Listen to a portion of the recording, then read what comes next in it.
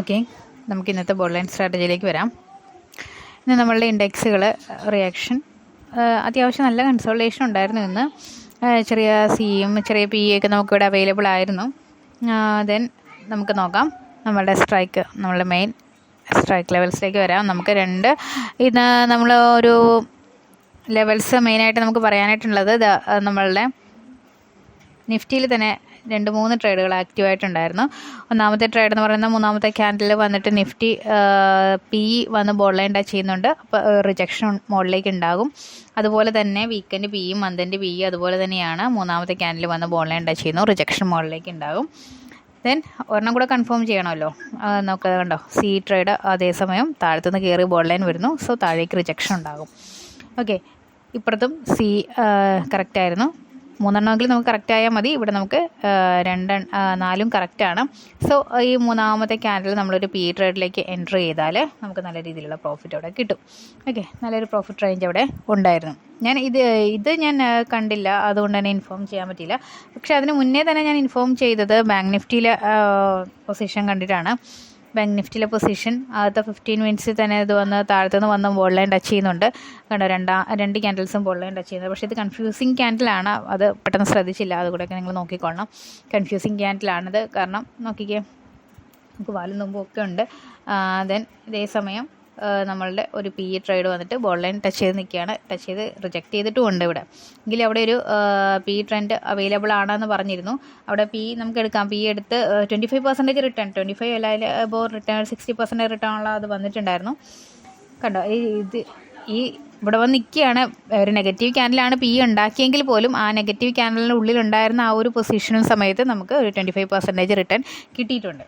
Okay, എനിക്ക് ആ സമയത്ത് ഒരു 25% റിട്ടേൺ കിട്ടിയിട്ടുണ്ട്. കണ്ടോ, ഇത്രയും ഒരു ഗ്യാപ്പ് നമ്മൾ ഇവിടുന്ന് ഒരു ക്യാൻഡിൽ എൻട്രി ചെയ്യുന്നു, നമ്മൾ തൊട്ട് അടുത്ത മിനിറ്റിൽ എൻ്റർ ആവുന്നു.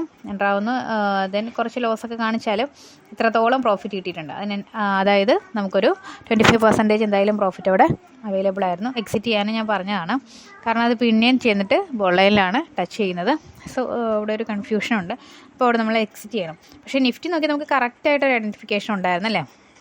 ഈ സമയത്ത് ഞാൻ അവൈലബിൾ അല്ലെങ്കിൽ പോലും സ്ട്രാറ്റജി അറിയാവുന്നവർക്ക് തനിയെ ട്രേഡ് ചെയ്യാം. നോക്ക്, മൂന്നാമത്തെ ക്യാൻഡിൽ കറക്റ്റ് പോയി ടച്ചിങ് ചെയ്യുന്നുണ്ട്. കണ്ടോ, 2 സി ട്രേഡുകൾ രണ്ടും പോയി ടച്ച് ചെയ്യുന്നുണ്ട്. സോ റിജക്റ്റ് ചെയ്യും നമുക്കറിയാം. പി ട്രേഡുകളും അതുപോലെ തന്നെയാണ്, താഴേക്ക് വന്ന് ടച്ച് ചെയ്യുന്നു. സോ മുകളിലേക്ക് റിജക്റ്റ് ചെയ്യും. ഓക്കെ, അങ്ങനെയാണ് ഒരു ട്രേഡ് നമുക്ക് അവൈലബിൾ ആയിരുന്ന നിഫ്റ്റിയിൽ തന്നെ വീണ്ടും അടുത്ത പൊസിഷൻ ഈ ഒരു സമയത്ത് വന്നിട്ട് വീണ്ടും ബോർഡ് ലൈനിലേക്കാണ് കയറിപ്പോയ പി ഇടിഞ്ഞിടിഞ്ഞ് വന്ന് ബോർഡ് ലൈൻ ടച്ച് ചെയ്യുന്നു. സോ റിജക്റ്റ് ചെയ്യും. അതേസമയം തന്നെ ഇപ്പുറത്തും കയറിയ പി ഇറങ്ങി ബോർഡ് ലൈൻ ടച്ച് ചെയ്യുന്നുണ്ട്, റിജക്റ്റ് ചെയ്യും. ദെൻ സി അതേസമയം കണ്ടോ, താഴത്തുനിന്ന് ഇത്രയും ഇടിഞ്ഞു പോയ സി പിന്നെയും കയറി ബോർഡ് ലൈൻ വരുന്നുണ്ട്, റിജക്റ്റ് ചെയ്യും. ഇവിടെയും സി ബോർഡ് ലൈൻ വരുന്നുണ്ട്. ഇവിടെ ഇത്രയും ഡിഫറൻസ് ഉണ്ട് എങ്കിലും നമുക്ക് ഓക്കെയാണ് ഇവിടെ. ഓക്കെ, അതുപോലെ തന്നെയാണ് നമുക്കത് 3 ആക്റ്റീവായി. സോ ആ സമയത്ത് നിങ്ങൾക്ക് എന്ത് ചെയ്യാം, പി ട്രേഡ് വീണ്ടും കൊടുക്കാം. ഇവിടെ നല്ലൊരു പി ട്രേഡ് കിട്ടിയിട്ടുണ്ട്. ഓക്കെ, ഇത് നമുക്ക് 3 കൺഫേംഡ് ആയിട്ടുള്ള ഈ 2 ട്രേഡുകളെ ഉണ്ടായിരുന്നുള്ളൂ. പിന്നെ നമുക്ക് പറയാനായിട്ടുണ്ടായിരുന്നത് ഈ ഒരു ട്രേഡാണ്. നമുക്കറിയാലോ, നമ്മൾ പണ്ട് പറഞ്ഞുകൊണ്ടിരുന്ന ഒരു ട്രേഡാണ്, ഓപ്പർച്യൂണിറ്റിയാണ്. ഈ താഴത്തെ ലെവലിലേക്ക് ഒരു ക്യാൻഡിൽ വരികയാണെങ്കിൽ നേരെ അതിൻ്റെ മന്തിൻ്റെ ക്യാൻഡിൽ അതേസമയം ഈ ഒരു ലൈനിൽ വന്നിട്ടുണ്ടെങ്കിൽ ആ ട്രേഡ് ആക്റ്റീവാണ്. പക്ഷേ അതായത് സി ട്രേഡാണ് ഇവിടെ ആക്റ്റീവ് ആകുന്നത്. അപ്പോൾ പി ട്രേഡിനുള്ള യാതൊരുവിധ ഓപ്പർച്യൂണിറ്റി ഇല്ല എന്നുള്ളത് നമ്മൾ ഉറപ്പിക്കുകയും കൂടെ ചെയ്യണം. പി അതേസമയം പോയി ബോർഡ് ലൈൻ ടച്ച് ചെയ്തിരിക്കുക. സോ പി ഇടിയും. ഓക്കെ, അപ്പോൾ പി കയറാനുള്ള ചാൻസ് ഇല്ല നമ്മൾ നിഫ്റ്റിയിൽ മനസ്സിലാക്കി. അതുപോലെ ബാങ്ക് നിഫ്റ്റിയിലും മനസ്സിലാക്കണം, പി കയറാനുള്ള ചാൻസ് ഒന്നുമില്ല എന്ന്. ഉണ്ട്, ഇവിടെ ഏകദേശം ബോർഡ് ലൈൻ്റെ ഇവിടെ നിൽക്കുകയാണ്. ഇവിടെയാണെങ്കിൽ ഇടിഞ്ഞ് റിജക്ഷൻ പോയിന്റിൽ തന്നെ വന്നിട്ടുണ്ട്. സി ട്രേഡ് അതേസമയം എന്താണ്, ഇവിടെയാണെങ്കിൽ കണ്ട ഏറ്റവും താഴത്തെ ലൈനിലാണ് ഇവിടെയും സി ട്രേഡ് റൺ ചെയ്യുന്നത്. അപ്പോൾ ഇവിടുന്ന് കയറാനുള്ള ചാൻസ് ഉണ്ട്, ഇവിടെയും കയറാനോ ഇറങ്ങാനോ ചാൻസ് ഉണ്ടെന്ന രീതിയിലാണ് നിൽക്കുന്നത്. അപ്പോൾ കുഴപ്പമില്ല, ഇവിടെ പി ട്രേഡിനുള്ള വലിയ ഓപ്പർച്യൂണിറ്റി ഒന്നും ബാങ്ക് നിഫ്റ്റിയിലോ കാണുന്നില്ല. അതുകൊണ്ട് തന്നെ ഈ സി ട്രേഡ് വർക്ക് ചെയ്യുമെന്ന് നമുക്ക് പറയാം. അങ്ങനെ സി ഓപ്പർച്യൂണിറ്റി നിങ്ങൾക്ക് എടുക്കാം. പക്ഷേ ഇത് എപ്പോഴും വർക്ക് ചെയ്ത് കണ്ടിട്ടുമില്ല കേട്ടോ. ഇത് ഒരു 90% അക്യുറസി ഇതിനുള്ളൂ. അതായത് ഇത് ചില സമയങ്ങളിൽ വർക്ക് ചെയ്യാതെയും കണ്ടിട്ടുണ്ട് ഞാൻ. അതുകൊണ്ടാണ് ഞാൻ അതിന് അക്യുറസി പറയാത്തത്. പക്ഷേ ഇവിടെ നമ്മൾ ഈ 3 ഒരുപോലെ വരുന്ന സമയങ്ങളിൽ നമുക്ക് നല്ല അക്യുറസി ഉണ്ട്. അതായത് 100% അക്യുറസി നമുക്ക് കിട്ടിയിട്ടുണ്ട്. ഇതുവരെയുള്ള എല്ലാ ട്രേഡുകളിലും അങ്ങനെയാണ് അത് വർക്ക് ചെയ്തിട്ടുള്ളത്. ഇതുപോലെ 2 കൺഫേംഡ് ആകുന്ന സമയം, അതായത് ദേ പോയി ബോൾഡ് ലൈൻ ടച്ച് ചെയ്തു, ദേ പോയി ബോൾഡ് ലൈൻ ടച്ച് ചെയ്തു. പക്ഷേ ഇവിടെ നിന്ന് താഴത്തുനിന്ന് ബോർഡ് ലൈനിലല്ല ടച്ച് ചെയ്തിരിക്കുന്നത്, കണ്ട ഫസ്റ്റ് ലെവലിലും സെക്കൻഡ് ലെവലിലുമാണ് അതേസമയം ടച്ച് ചെയ്തിരിക്കുന്നത്. അപ്പോൾ 2 വർക്ക് ചെയ്യുന്ന സമയങ്ങളിൽ ഇത് വർക്കിംഗ് ആണ്, കണ്ടോ. എല്ലായ്പ്പോഴും വർക്കിംഗ് ആണെന്ന് പറയാൻ പറ്റില്ല, അതുകൊണ്ടാണ് അതൊന്നും ഞാൻ കൺഫേംഡ് ആയിട്ട് പറയാത്തത്. അതുപോലെ ഇത് താഴത്തെ വീക്കെൻഡ് താഴെ നിൽക്കുകയും മന്തിൻ്റെ ഫസ്റ്റ് ലെവലിൽ നിൽക്കുകയും ചെയ്യുന്നു. ഇവിടെ സെക്കൻഡ് ലെവലിലും ഇത് ഫസ്റ്റ് ലെവലിൽ നിൽക്കുകയും, ഓക്കെ. അങ്ങനെയൊക്കെ ചെയ്യുന്ന സാഹചര്യങ്ങളിൽ ഇത് വർക്ക് ചെയ്ത് കണ്ടിട്ടുണ്ട്.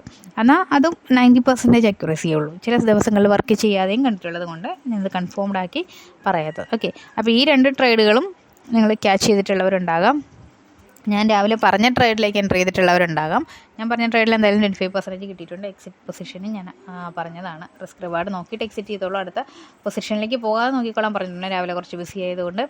കാരണം ഇത് അപ്പോൾ തന്നെ ഇത് ആ ഒരു 25% പറയുമ്പോൾ തന്നെ ഇത് പോയി ബോൾ ലൈൻ ടച്ച് ചെയ്യുന്നുണ്ട്. റിസ്ക് പൊസിഷനിലേക്ക് അടുത്ത ആ ലെവലിലേക്ക് ഇത് ആക്റ്റീവ് ആയി എന്നുള്ളത് തന്നെയാണ്. അടുത്ത ലെവൽ ആക്റ്റീവ് ആകാതെ നമ്മൾ നോക്കിക്കൊള്ളണം. അതുകൊണ്ടാണ് നമ്മൾ ലിമിറ്റ് ഓർഡർ ഇടാൻ പറയുന്നത്. നമ്മൾ ചിന്തിച്ച് വരുമ്പോഴത്തേക്ക് അവിടെ അത് കഴിഞ്ഞിട്ടുണ്ടാവും. അതുകൊണ്ട് ലിമിറ്റ് ഓർഡർ ഇട്ടിട്ട് നമ്മളൊരു കൃത്യമായ പ്രോഫിറ്റ് റേഞ്ച് വെച്ചിട്ട് അത് തനിയെ എക്സിറ്റ് ആയിക്കോളും. അല്ലാണ്ട് നമ്മൾ മനുഷ്യനായതുകൊണ്ട് തന്നെ ചിലപ്പോൾ നമുക്ക് എക്സിറ്റ് ചെയ്യാൻ തോന്നത്തില്ല. കാലും ഒന്നും അനങ്ങാത്ത സിറ്റുവേഷൻ വരും.